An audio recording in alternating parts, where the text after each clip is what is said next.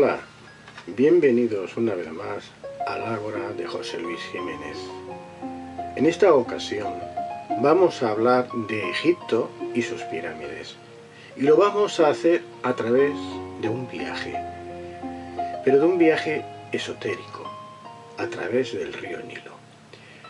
Cuando nos referimos a Egipto y oímos hablar del país del Nilo o de las grandes maravillas del mundo, instintivamente nuestra mente asocia la idea con las grandes pirámides de Giza o la Esfinge. Y efectivamente, si Egipto es identificado por alguna especie de iconografía, qué duda cabe que la mejor imagen sería la de las pirámides y la Esfinge de la meseta de Giza.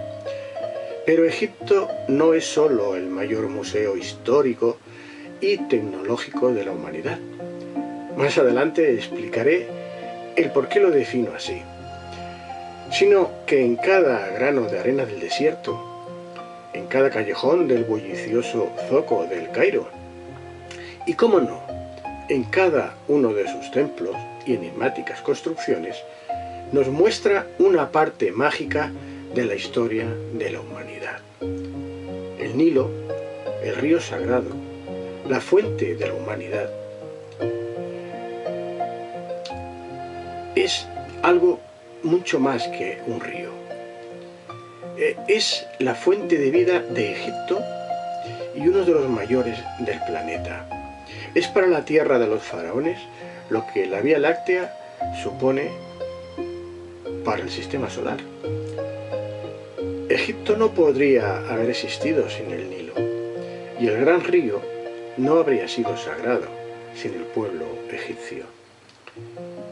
Conocer la cultura egipcia en profundidad nos llevaría mucho tiempo, quizás muchas vidas, tantas que solo a través de las diversas experiencias de otras existencias sería posible hacer un esbozo de lo que realmente ha supuesto el antiguo Egipto para la humanidad. Y evidentemente, solo quien profese la creencia de la reencarnación podrá aceptar este planteamiento como factible y a la vez admitir la posibilidad de acceder a esas otras vidas o existencias. Egipto, con sus templos, sus monumentos y el recorrido del Nilo, refleja con fidelidad el propio cuerpo sutil del ser humano.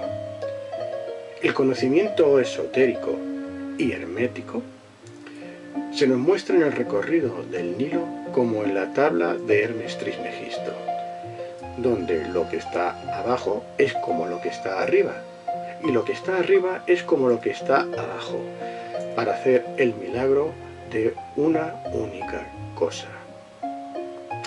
Bastaría observar con atención el sinuoso recorrido del sagrado río para darnos cuenta de que el Nilo está representando a la columna vertebral del ser humano y que cada uno de los principales lugares de poder que encontramos en su recorrido se corresponderían exactamente con los 7 principales chakras o puntos energéticos del hombre, dándonos la opción de activar, equilibrar o desbloquear el chakra correspondiente en cada uno de dichos lugares mágicos o de poder.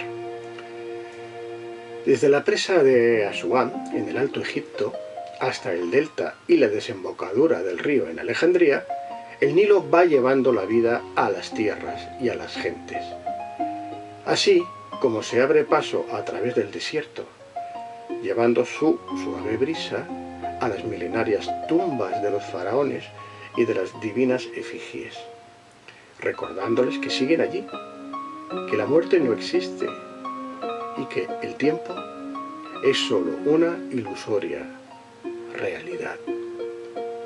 Ahora, al observar el mapa de Egipto, con el recorrido efectuado, podremos comprobar cómo el propio Nilo se encarga de representar la columna vertebral del hombre y cómo cada lugar visitado se correspondería con un centro energético, un lugar de poder donde la energía vital, la fuerza universal, se encargará de desbloquear aquellos chakras que estén cerrados o bloqueados para equilibrarlos adecuadamente, posibilitando la apertura del ser interior, del estado alterado de la conciencia que permitirá percibir de una forma muy clara.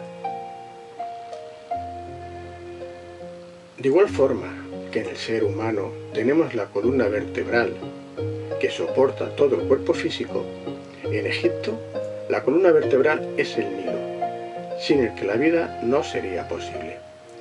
El Nilo soporta todo el peso del cuerpo físico del país.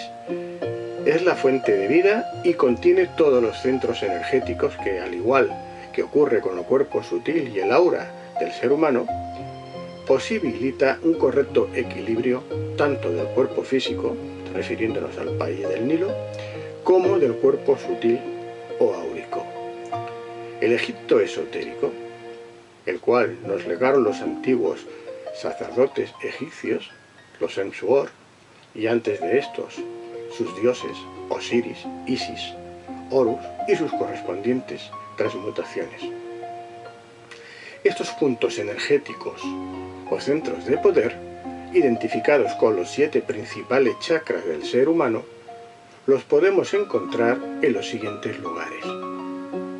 El primer chakra se situaría en Abu Simbel, en los templos de Ramsés II para lo masculino y el templo de Nefertari para lo femenino. El segundo chakra, el templo de Isis en la isla de Philae. El tercer chakra lo encontraremos en el templo de la reina Hatshepsut en Deir el-Bahari. El cuarto chakra sería el templo de Karnak, y en concreto la casa del padre o capilla de Tat. El quinto chakra estaría en el oasis de Al-Fayum y también el lago de Moreis. El sexto chakra se correspondería con la Esfinge. Y por último, el 7, el último chakra, se correspondería con las pirámides de Giza, también conocidas como la Gran Pirámide o Pirámide de Keops, de Kefren y de Micerinos. Pues bien, Egipto, y en concreto la columna vertebral que es el Nilo, junto con sus monumentos y lugares o centros energéticos, es el mayor camino iniciático que haya existido jamás. Resulta asombroso comprobar cómo, a pesar del tiempo transcurrido, es posible percibir y experimentar las mismas sensaciones que miles de años atrás habían sentido otros hombres, algunos de los cuales sentía muy cercanos a mí. Como la tecnología imposible del antiguo Egipto desvela sus enigmáticos secretos de una forma diáfana y sencilla. Las constantes informaciones que los antiguos han dejado a cada paso del recorrido, las fórmulas mágicas, incomprensibles para nuestra ciencia moderna, o el desmedido culto a la muerte, no pueden pasar desapercibidas para nadie que muestre una cierta sensibilidad. Es así como intuí que la cultura del antiguo Egipto, en realidad, no era más que las reminiscencias de una cultura muy superior a la que actualmente conocemos. Se trataría, nada más y nada menos, que de la mítica civilización atlante. Pero al margen de todo lo anteriormente comentado, las diferentes situaciones o estados alterados de conciencia que suelen producirse durante este mágico viaje provocan en el viajero un despertar, un abrir el alma al universo y, en definitiva, una aceptación de la condición espiritual de cada uno de nosotros. Conforme se avanza en dicha aceptación, el viaje geográfico se va transformando en un viaje iniciático, donde la cada vez mayor aportación espiritual en los sentimientos percibidos facilitan una total comprensión de los hechos y situaciones ya experimentadas, tanto en otras existencias anteriores como en la actual. Y ya, sin más dilación, damos comienzo al viaje.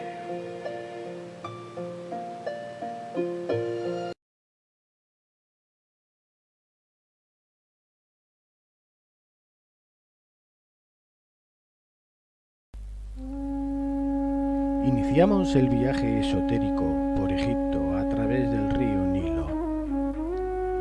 Tal como ya se ha dicho anteriormente, el Nilo es la columna vertebral de Egipto, pues sin el río sagrado, la vida no hubiese sido posible en el país del Nilo. De ahí la gran importancia del Nilo para la civilización del antiguo Egipto, como lo sigue siendo para la actual sociedad egipcia. Nuestro recorrido esotérico se iniciará en el templo de Abu Simbel, primer lugar de importancia relacionado con los 7 chakras principales del ser humano. Tal como podemos observar en el mapa del río Nilo, a su paso por los diferentes lugares de poder, el templo de Abu Simbel se encuentra localizado en la parte más al sur de Egipto, junto a la frontera con Sudán, dándose la circunstancia de que el Nilo es uno de los pocos ríos cuyo curso va de sur a norte, desembocando en las costas de la ciudad de Alejandría en el mar Mediterráneo. Como podemos observar, los 7 chakras están representados por puntos rojos cuyos nombres iremos visitando uno a uno. Para los que no conozcan lo que son los chakras, dejamos este pequeño resumen que explica de una forma clara y diáfana a qué se debe la existencia de estos lugares o puntos de poder en el cuerpo humano y cómo a través de los mismos se puede conseguir el equilibrio, revitalizar el aura y con ello el campo energético que nos envuelve a todos los seres humanos. También el equilibrio de los chakras nos va a permitir de alguna forma transmitir la energía que poseemos y ayudar a otras personas. Como he dicho anteriormente, el primer chakra, llamado también Muladhara en idioma sánscrito, estaría relacionado con el templo de Abu Simbel.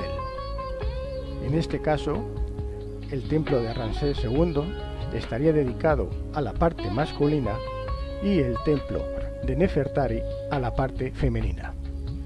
Siguiendo el recorrido, pasaremos por la presa de Asuán, anteriormente el lago Nasser, y aquí nos podremos encontrar las canteras de donde se dice que procedían los bloques de granito para construir las pirámides. Siguiendo el recorrido, el segundo chakra o lugar de poder es el que se corresponde con el templo de Isis, en la isla de Philae. El nombre en sánscrito sería Svatisthana.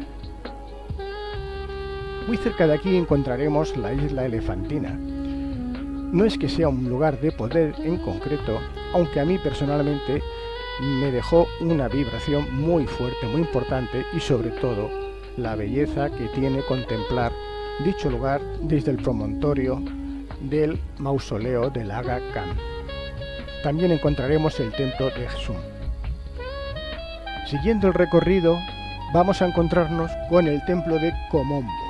Komombo está dedicado al dios cocodrilo y dentro de este lugar existen también otros aspectos de índole o de tipo extrasensorial que comentaremos más adelante. Seguimos el recorrido y llegaremos hasta Edfu. En Edfu vamos a encontrar el templo dedicado al dios Horus.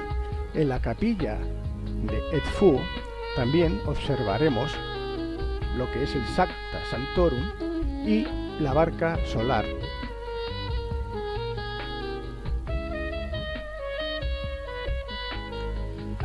Ya nos encontramos en el tercer chakra llamado Manipura, que se corresponde con el templo de la reina de Hatshepsut en Deir el-Bahari. Como podemos observar, la panorámica es impresionante. Parecería que estuviésemos en otro planeta.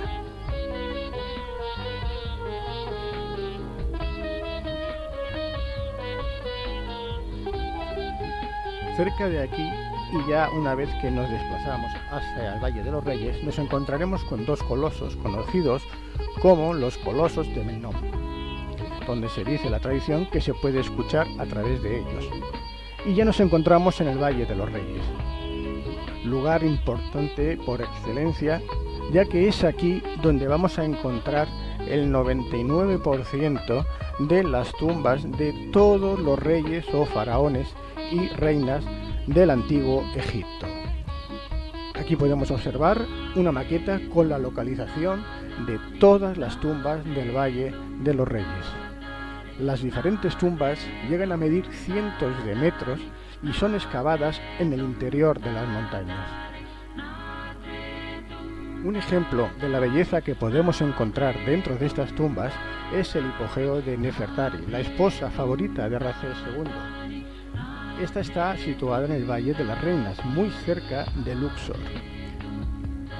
Otros ejemplos los tendremos en las pinturas que encontraremos en la tumba de Seti I en el Valle de los Reyes, y también donde podemos observar, por ejemplo, este relieve de Ramsés I con Horus y Anubis en el hipogeo, la tumba de Ramsés I. Como no podía faltar, no podía ser de otra manera, tendremos que hacer referencia a la tumba de Tutankamón, el joven faraón.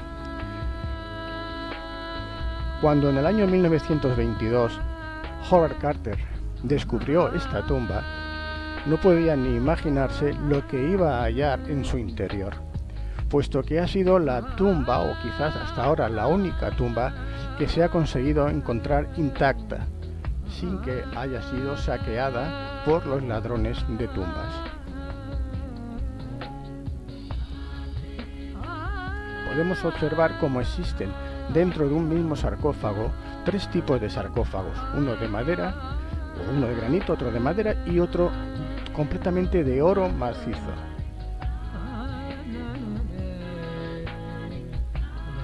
Dentro de la cámara funeraria también vemos que existían una serie de ajuar y de tesoros que podemos encontrar gran parte de ellos en el Museo del Cairo. Aquí tenemos dos imágenes del mismo faraón Tutankamón. La primera sería la máscara de oro que se encontraba en su sepultura, el sarcófago, y la imagen de su momia. Dentro de la tumba encontraremos diferentes efigies de Tutankamón, desde efigies infantiles del rey en madera, como maniquís hechos en madera policromada, el rostro del faraón en oro u otro tipo de maniquíes. Aquí encontramos un papiro que hace referencia a la pesada del alma que lleva a cabo el dios Anubis. Ya nos encontramos en el templo de Luxor, la antigua capital de Egipto, que se llamaba en griego Tebas, y este sería el paseo de las esfinges que comunicaría Luxor con el templo de Karnak. Esta fotografía de abajo hace referencia a una peluquería en el que el peluquero, por cierto, pues se empeñó en cortarme el pelo. Debo aclarar que no lo consiguió. Y ya estamos en el cuarto chakra, en Anahata, y que, como he dicho anteriormente, se corresponde con el mayor templo existente actualmente en el mundo, el templo de Karnak. Después ya pasaríamos al templo de Dendera, donde encontraremos las famosas columnas del templo, donde los grabados y jeroglíficos nos van a dar una información muy interesante de esta antigua cultura egipcia. Pasaremos también por Orisión de Abidos, un templo antiquísimo, muy antiguo, del que realmente se conoce muy poco. Y ya llegamos al quinto chakra, el Visuddha. Este está situado en el oasis de Al-Fayum. Posiblemente sea el único lugar de todo Egipto donde se puede llevar a cabo todo tipo de agricultura. Antes de llegar al Cairo, pasaremos por Saqqara, donde veremos la pirámide de Zoser, la primera pirámide que se supone fue construida por el pueblo egipcio y que, como vemos, es completamente diferente a las pirámides que más tarde visitaremos en Giza. Y ya nos encontramos en uno de los principales chakras, el sexto, el chakra Ajna, el que se corresponde con la esfinge de Giza y que en el cuerpo humano estaría situado en el entrecejo. Muy cerca de aquí, de la pirámide de Keops y de Kefren y de la esfinge, vamos a ver el templo de Kefren, El templo de Kefren es muy peculiar. Yo me atrevería a decir que incluso en su interior existen una serie de puertas, vamos a decir, adimensionales. Un tema que traté en mi libro, El manuscrito de Adán, para aquella persona que le pueda interesar algo conocer de este tema. Como vemos aquí en este plano general de la Esfinge, ya al fondo se puede encontrar las tres pirámides juntas, que sería lo que corresponde al séptimo chakra, al chakra de la coronilla, también llamado Sahasrara. Bien, estas pirámides, que se conocen como las pirámides de Keops, de Kefren y Micerino, estarían construidas según la egiptología ortodoxa en la cuarta dinastía de los faraones, que se corresponderían más o menos con 2500 años antes de Cristo. Es decir, que actualmente tendrían una antigüedad aproximada de 4500 años. Pero, bueno, el que os habla no está muy conforme con esto que dice la egiptología oficial.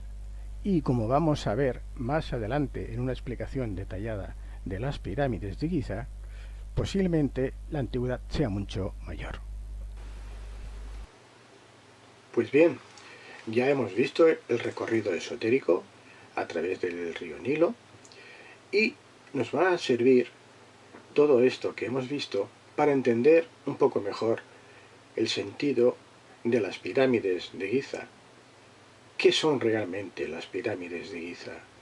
Son, como dice la egiptología ortodoxa, unas tumbas de 3 faraones, de Keops, de Kefren y de Micerino, de abuelo, padre e hijo o nieto, o realmente son un vestigio de una cultura muy anterior de la cual apenas desconocemos nada, o son monumentos dejados por alguien que quería transmitir un conocimiento al cual aún hoy día no tenemos acceso.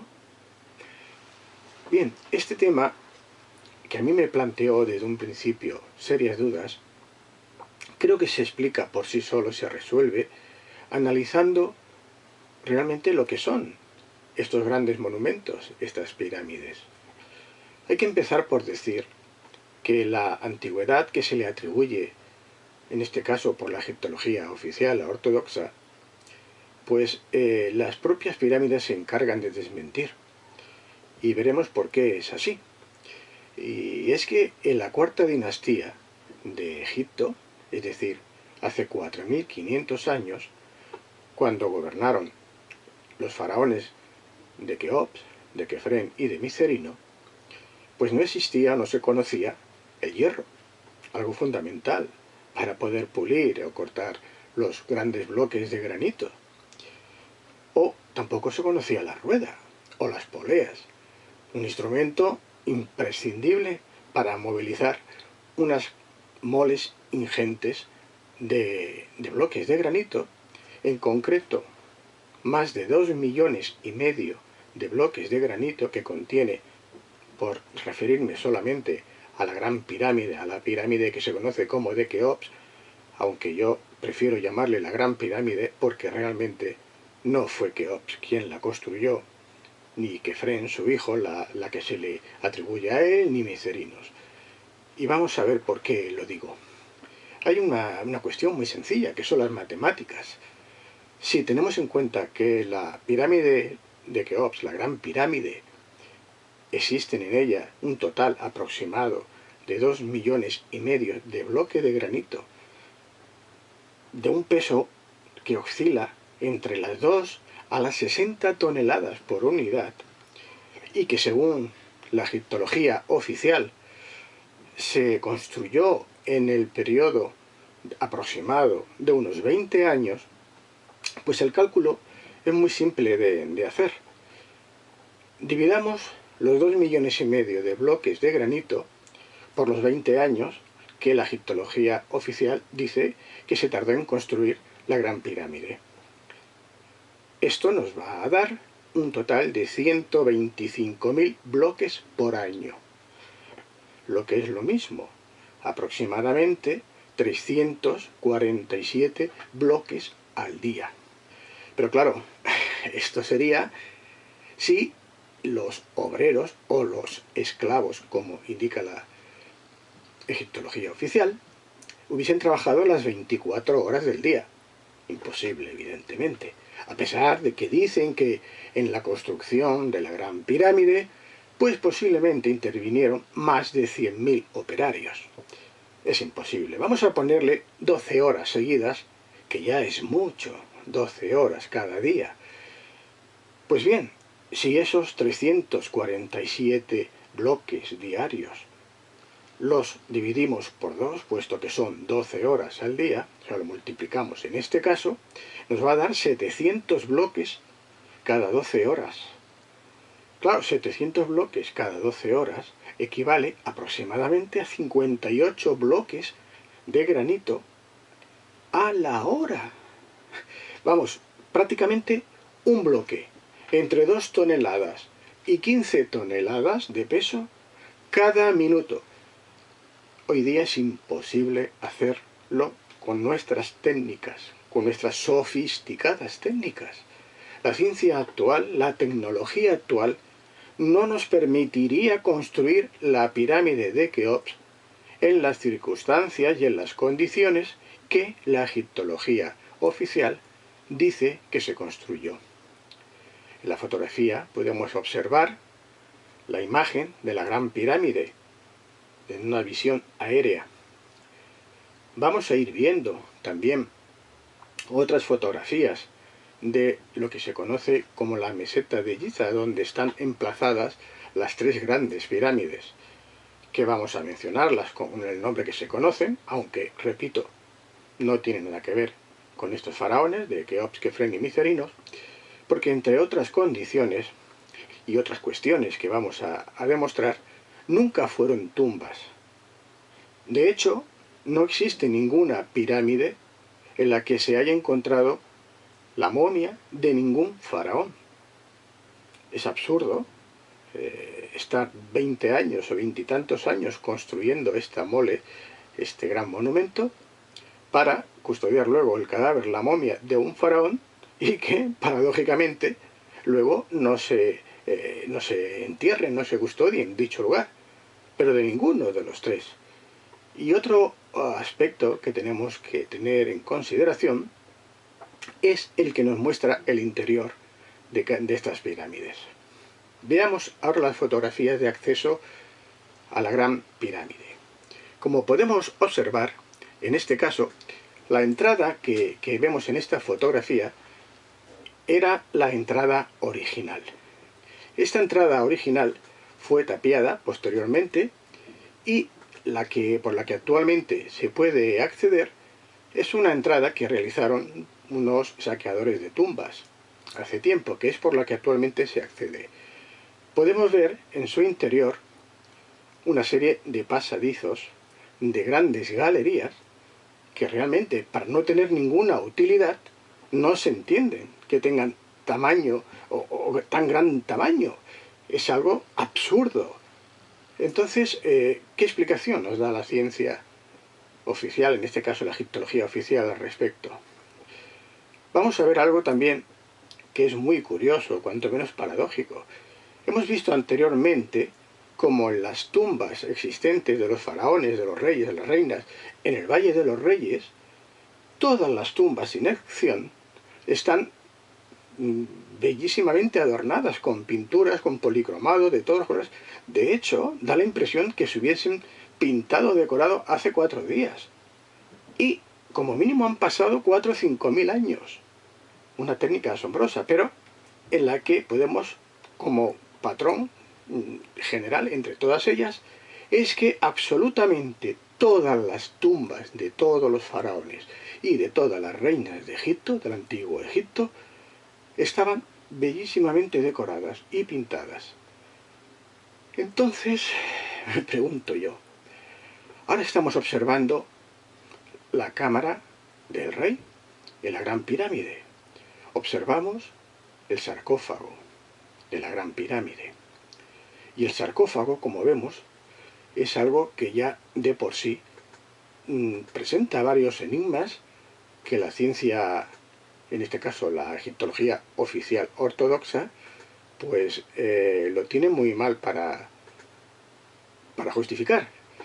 Este sarcófago, como vemos, es de una sola pieza.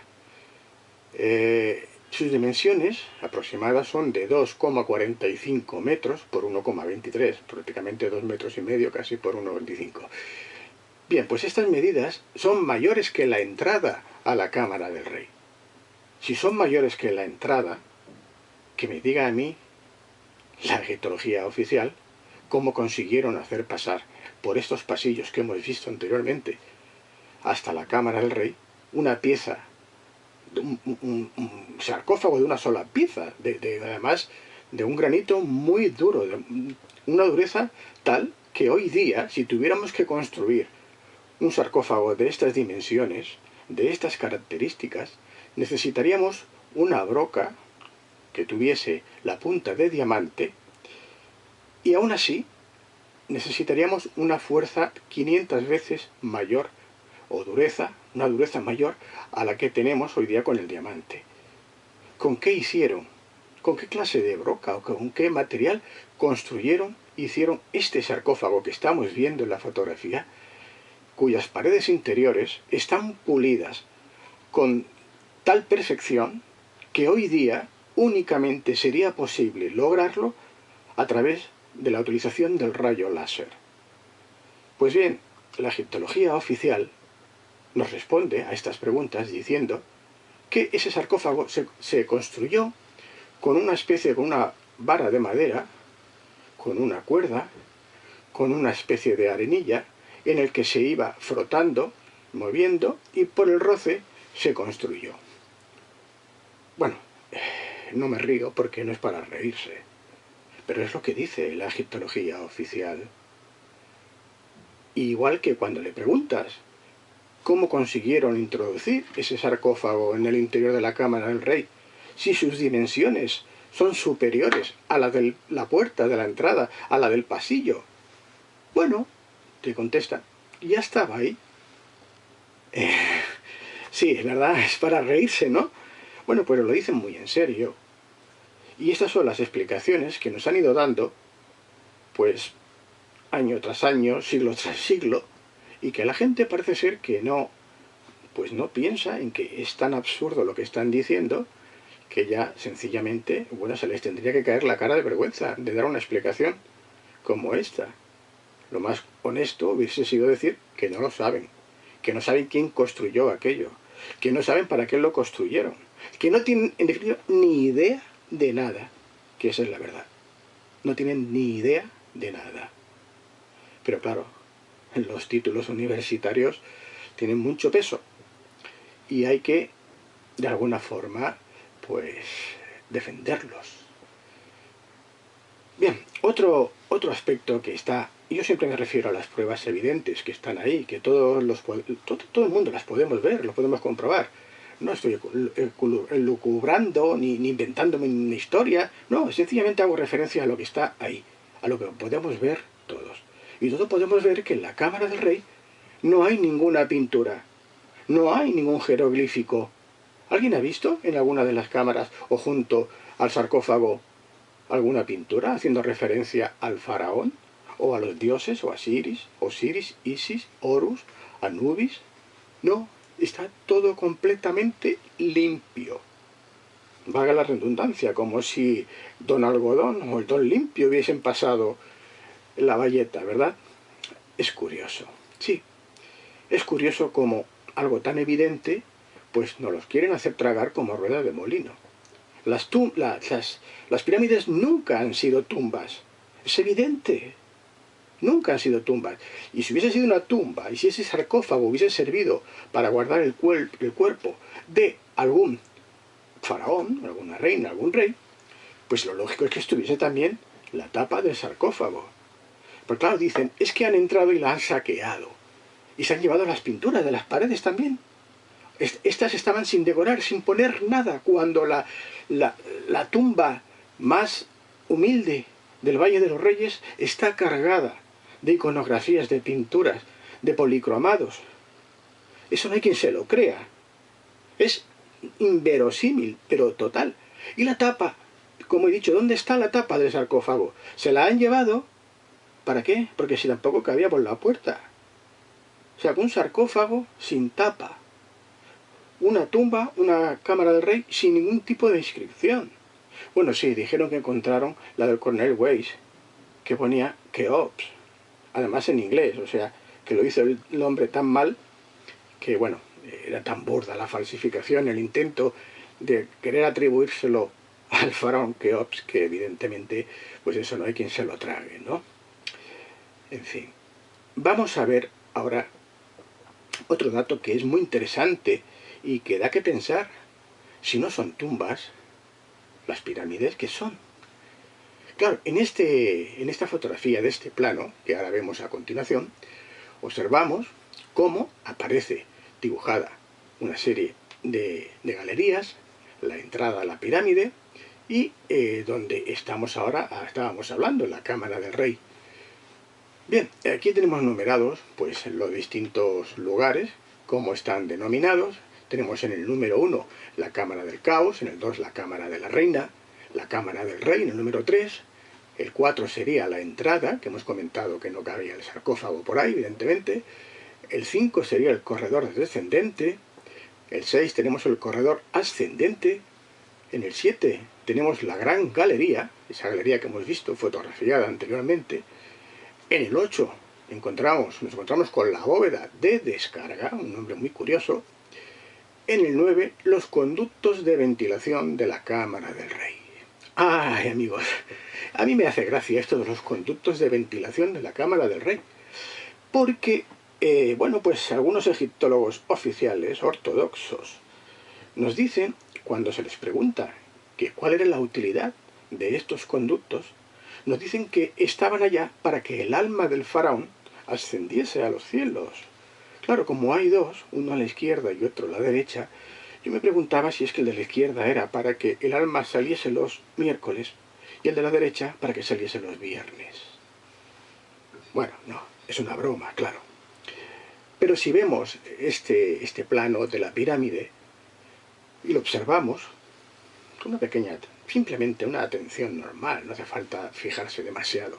Bueno, a mí me recuerda, más que a una tumba y a los conductos para que salga el alma, pues esto me recuerda a una olla a presión, por poner un ejemplo que se entienda. Y quizás estos conductos pues se parezcan más a estas válvulas de escape que tienen las ollas a presión cuando la presión es muy fuerte, y para que no estalle la olla, pues el vapor sale por estas válvulas.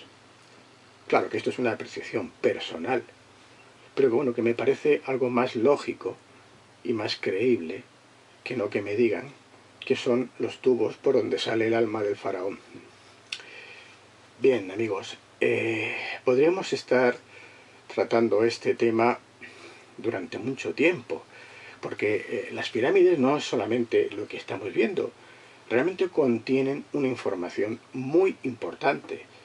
En la Gran Pirámide, por ejemplo, podemos encontrar fórmulas que actualmente la ciencia actual es incapaz de haber resuelto, de resolver, como sería algo tan matemático como es conocer o cómo calcular la cuadratura del círculo.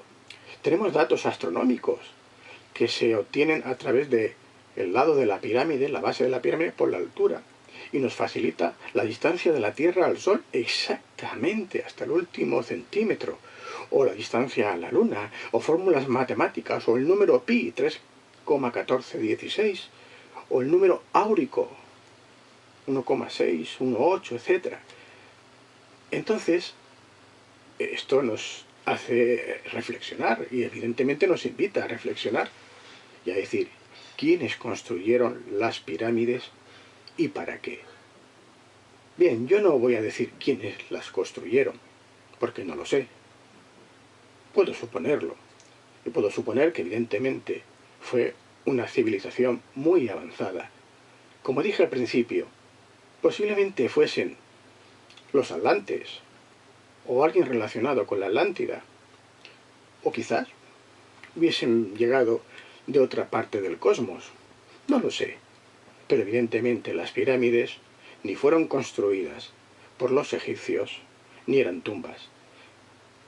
En primer lugar, porque el sistema que la egiptología oficial utiliza para explicar cómo se construyeron las pirámides, pues hombre, volvemos a lo mismo de antes. Son respuestas absurdas. Pretender hacer creer que se construyó una pirámide de 147 metros de altura por 232 metros de lado. Se construyó con una rampa, ya sea vertical o circular. Me da igual cómo lo hubiesen hecho. Requiere que esa rampa tenga una distancia, un recorrido aproximado como mínimo de 2 kilómetros. Bien, estoy hablando de una altura de 147 metros con un desnivel de un 5%, porque estamos diciendo que en aquella época, según la egiptología oficial, ni existían las ruedas, ni las poleas, ni el hierro. Entonces, claro, tenían que empujarla, decían, como en las películas, ¿no? Que si los esclavos con cuerdas arrastraban los bloques con una especie de tablones debajo para que rodasen. Bueno, una rampa de esas características, en definitiva, de hecho, sería una obra, una construcción 3 veces mayor que la propia pirámide. Y por supuesto, deberían de haber quedado restos alrededor de cada pirámide, que no los hay. Como he dicho antes, la información sobre las pirámides apenas se conoce. Nos falta mucho para aprender de qué es lo que realmente son las pirámides, pero de lo que no tengo ninguna duda es de lo que no son. Y no son tumbas ni fueron construidas por los egipcios. Con esta intervención doy por acabado el programa de hoy y hasta el siguiente día.